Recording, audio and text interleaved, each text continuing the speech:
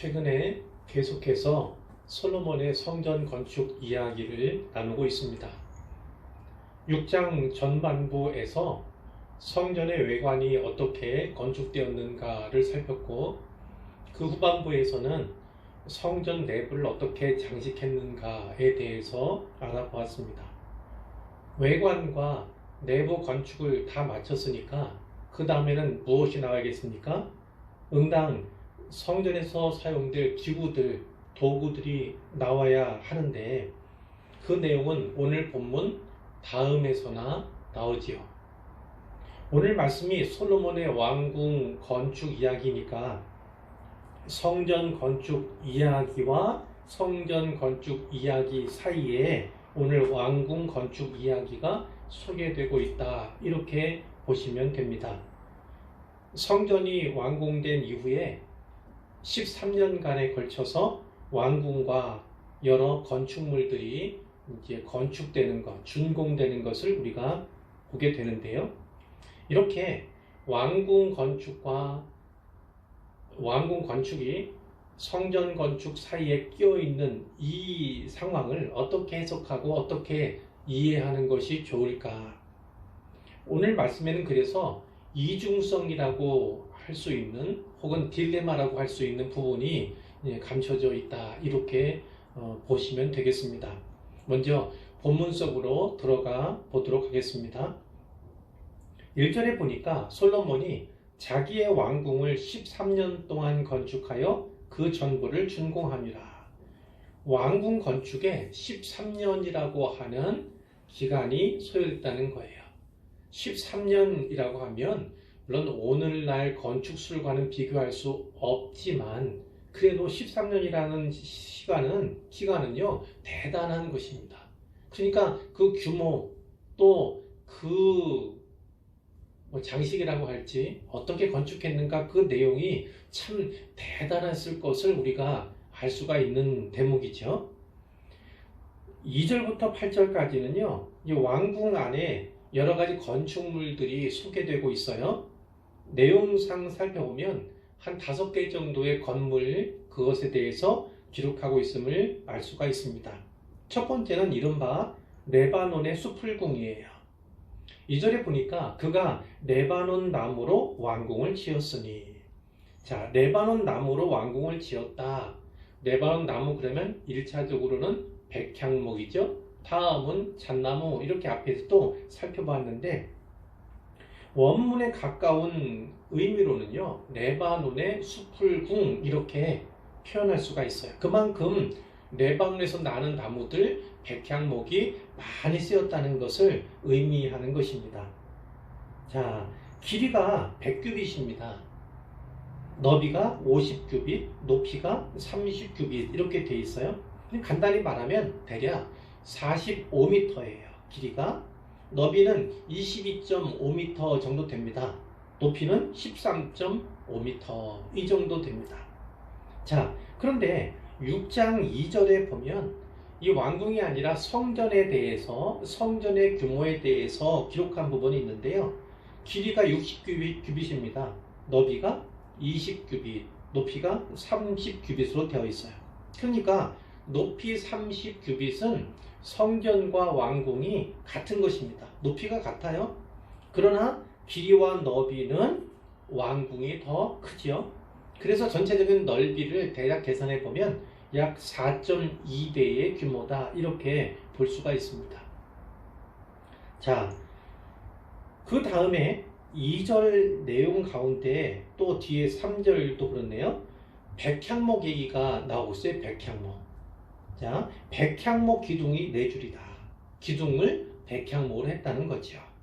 또 기둥 위에는 들보를 넣었는데, 들보를 얹었는데 그 들보도 역시 백향목이었다. 들보가 몇 개입니까? 3절에 보니까 45개로 나오고 있습니다. 45개의 들보를 다 백향목으로 했다, 덮었다, 이렇게 되어 있는데, 그 덮었다는 의미에서 우리가 마치 백향목으로 도배했다, 그만큼 백향목을 많이 썼다는 것을 우리가 분명히 알 수가 있는 거예요. 자, 그 4절과 5절 세부적인 내용 생략하고요. 자, 두 번째 건축물은 주랑입니다. 6절에 보니까 기둥을 세워 주랑을 지었으니 길이가 50규빗, 너비가 30규빗 되는 주랑을 세웠다. 이렇게 되어 있고요. 세 번째 건축물은 7절에 있습니다. 심판하기 위하여 보호자의 주랑, 곧 재판하는 주랑을 지었다. 이거죠. 자, 보호자의 주랑, 그러니까 옥저가 있는, 왕의 보호자가 있는 그런 곳이지요. 또 재판하는 주랑, 그러니까 재판하는 그런 재판정, 이렇게 알 수가 있습니다. 그것도 역시나 백향목으로 덮었다. 이렇게 되어 있고, 네 번째 건축물은 솔로몬이 거처할 왕궁입니다. 8절 앞부분에 보면 솔로몬이 거처할 왕궁은 뭐 이렇게 되어 있잖아요. 그러니까 실제로 거주하는 집을 말하는 거겠죠.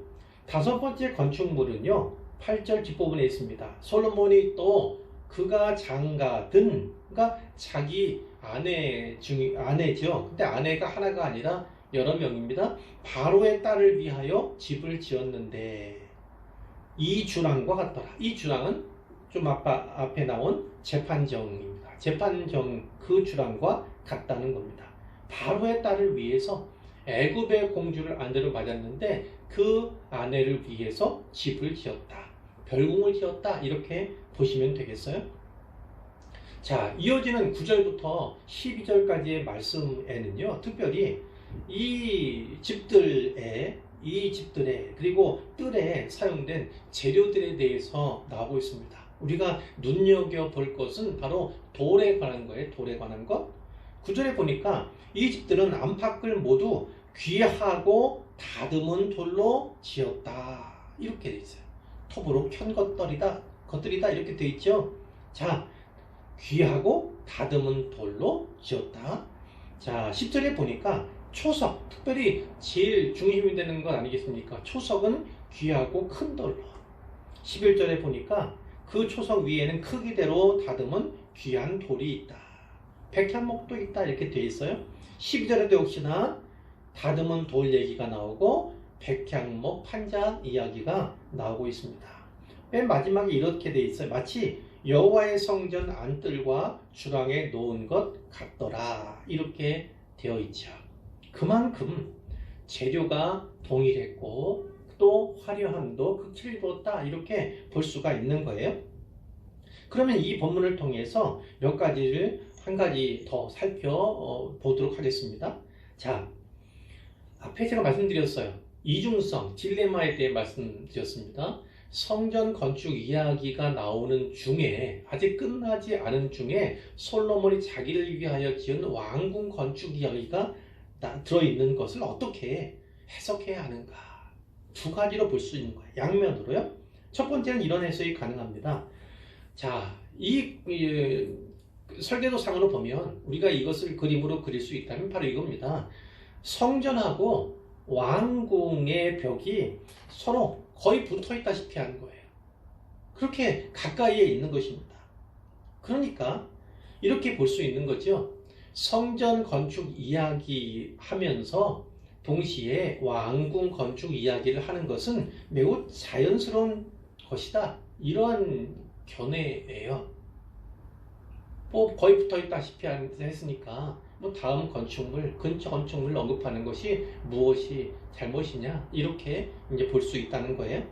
또 말씀드린 것처럼 성전과 왕궁이 거의 같은 장소에 거의 벽을 가까이 해서 건축되었다고 하는 것은요, 이 왕궁, 이 솔로몬 왕궁, 결국 이 다윗의 뒤를 이은 아들 아닙니까? 그리고 결국은 다윗 왕조라고 볼 수 있는데 그 다윗 왕조와 하나님 여호와의 긴밀한 관계를 상징한다. 이렇게 보기도 하는 거예요. 자, 이와 같은 견해는 긍정적으로 보는 거죠. 긍정적으로 보는 시각임을 알 수가 있어요. 그러나 그 반대의 견해도 있습니다. 오늘 본문 첫 절인 7장 1절을 보시면요, 솔로몬이 자기 왕궁을 13년 동안 건축했다. 이렇게 되어 있지 않습니까? 이것만 보면 뭐 큰 문제가 없어 보이기도 하는데 6장의 마지막 절을 보십시오. 6장 38절을 보면 뒷부분이 이렇게 되어 있습니다. 솔로몬이 7년 동안 성전을 건축하였더라. 이렇게 끝나고 있음을 보게 되죠. 비록 6절과 7절 장이 바뀌긴 했어요. 하지만 따지고 보면요, 바로 앞절과 뒷절에 이 내용들이 대조적인 내용들이 있다, 그거죠. 그러니까 이 열왕기서를 기록한 이 기자가 앞절과 뒷절에 이 내용을 배치한 것은 다분히 의도성이 있다는 겁니다. 그것을 대조하기 위해서 성전을 건축하는 데는 7년이 걸렸는데, 7년여지요? 7년 반쯤 됩니다만 어찌됐든 7년이 걸렸는데 이 솔로몬이 자기 왕궁을 건축하는 데는 13년을 소요했다. 이렇게 볼 수가 있는 거예요. 자, 그렇다면 그가 자기 왕궁을 위해서 얼마나 큰 수고와 노력을 했는가, 얼마나 크고 또 얼마나 또 아름다운 건축을 했는가를 우리가 볼 수가 있고 그것을 대조하고 있다는 거예요. 자, 또 한 가지요. 8절 뒷부분에 보시면 바로 솔로몬이 또 그가 장가든 바로의 딸을 위하여 집을 지었다, 별궁을 지었다, 이런 내용이 있습니다. 그러니까 이 주랑 얘기가 뒤에 있잖아요.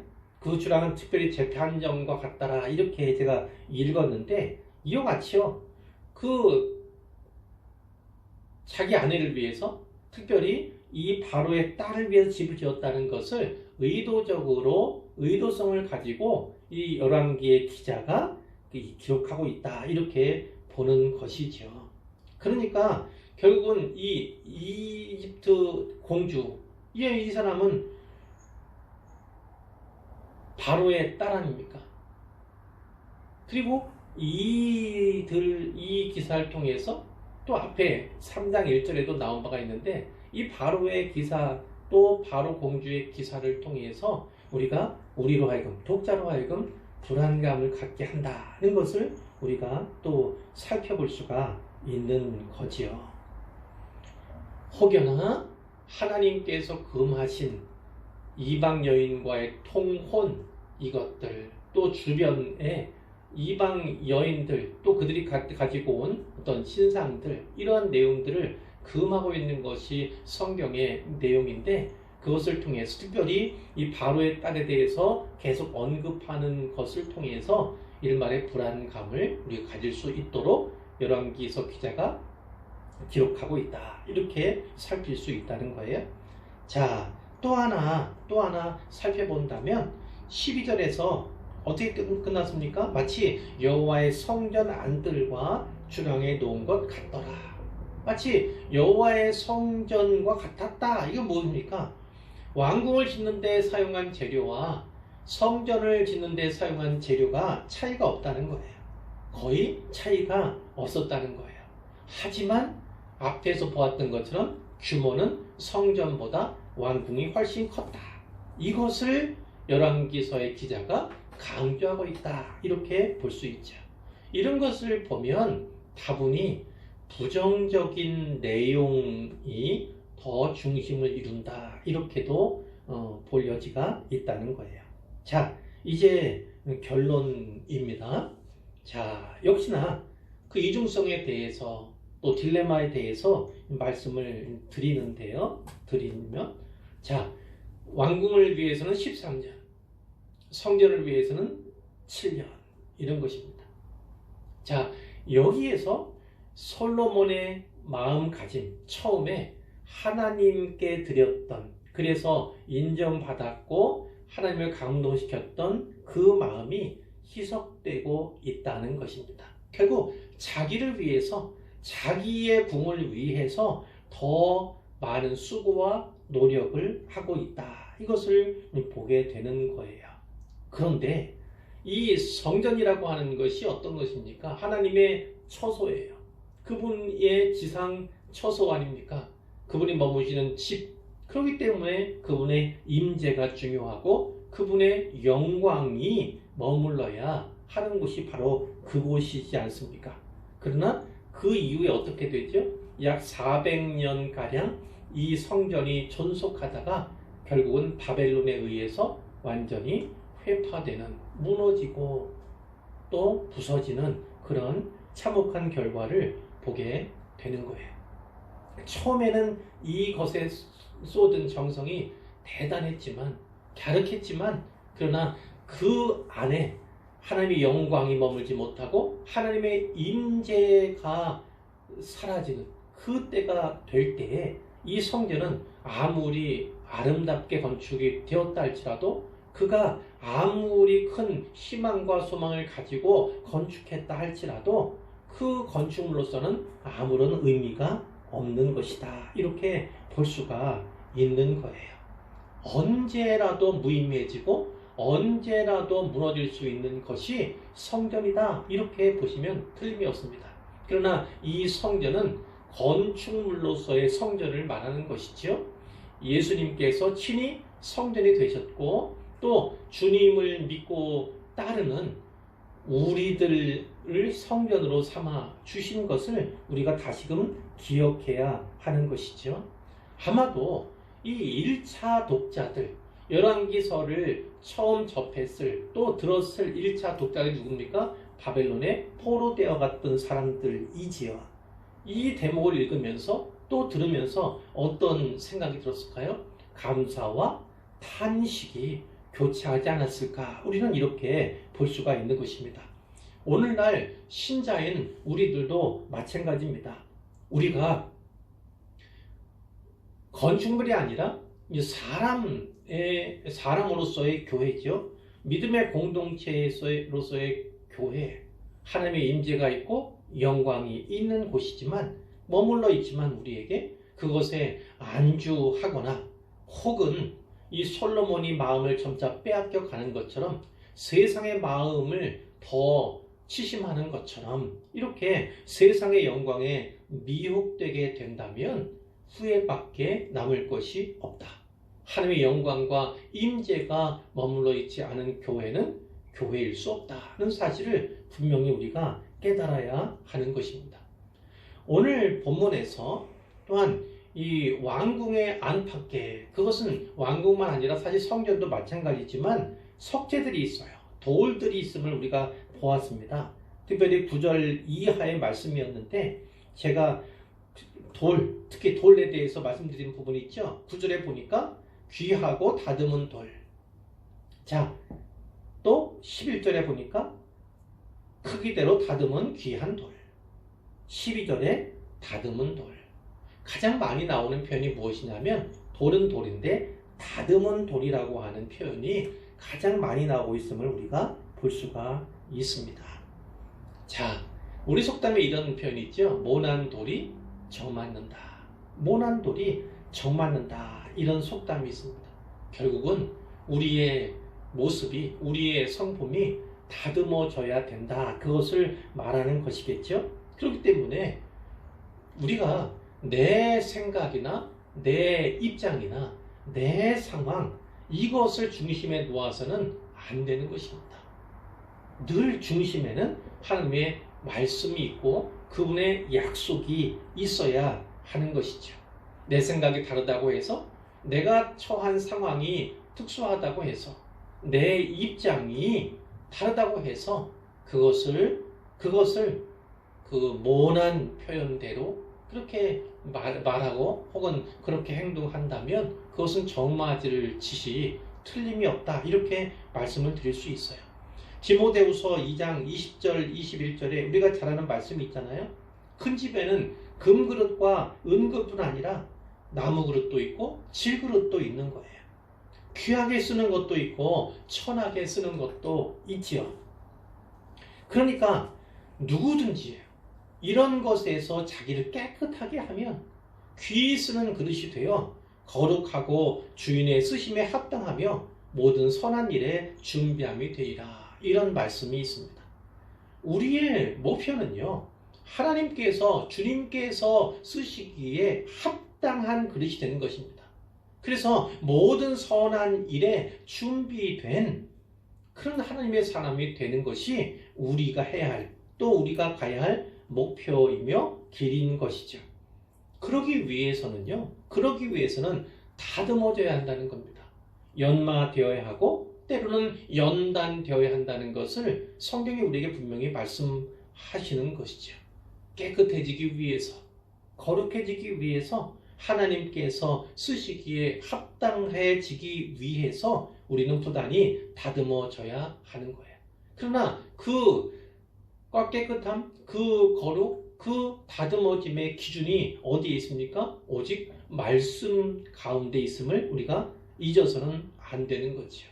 오직 말씀으로 말미암아서 깨끗해지고 말씀으로 말미암아 거룩해질 뿐만 아니라 우리의 깨끗함과 거룩함의 척도 또한, 기준 또한 말씀이 되어야 한다는 것이고요.